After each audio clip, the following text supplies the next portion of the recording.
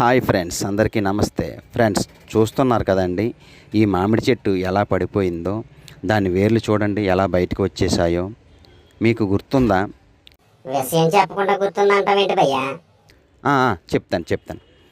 అదే విశాఖపట్నంలో 2014లో హుదూ తుఫాన్ వచ్చింది కదండి. అప్పుడు పడిపోయిందన్నమాట ఈ చెట్టు. పడిపోయింది కదా అని ఈ చెట్టుని మేము తీసేయలేదు, అలాగే ఉంచాము. చూశారు కదా నేల మీద ఎలా పడిపోయిందో. మళ్ళీ అలాగా కొమ్మలు పైకి పెరిగి చెట్టులాగా తయారవుతున్నాయి.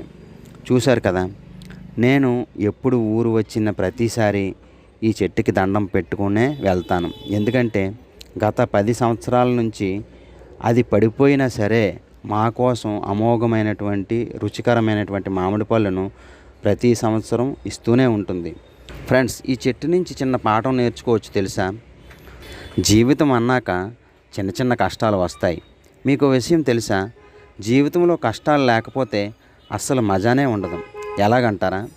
ఒక కష్టం ఎదురైతేనే కదా సుఖం విలువ తెలిసేది, మనిషి మనసు దృఢపడేది. కష్టాలతోనే కదా. ఓకే ఫ్రెండ్స్, ఈ వీడియో నచ్చితే లైక్ చేయండి, మీ ఫ్యామిలీ అండ్ ఫ్రెండ్స్కి షేర్ చేయండి. మన ఛానల్లో మరిన్ని వీడియోల కోసం సబ్స్క్రైబ్ చేసుకొని గంట సింబల్ని గట్టిగా ఒకసారి కొట్టండి. పాపం కుర్రోడు ఏదో తాపత్రయపడుతున్నాడు, కొంచెం సబ్స్క్రైబ్ అని చేసుకోండి సార్. అలాగే లైక్ కూడా చేయండి, కామెంట్ కూడా చేయండి, సలహాలు సూచనలు కూడా ఇవ్వండి. Thank you for watching. జై హింద్.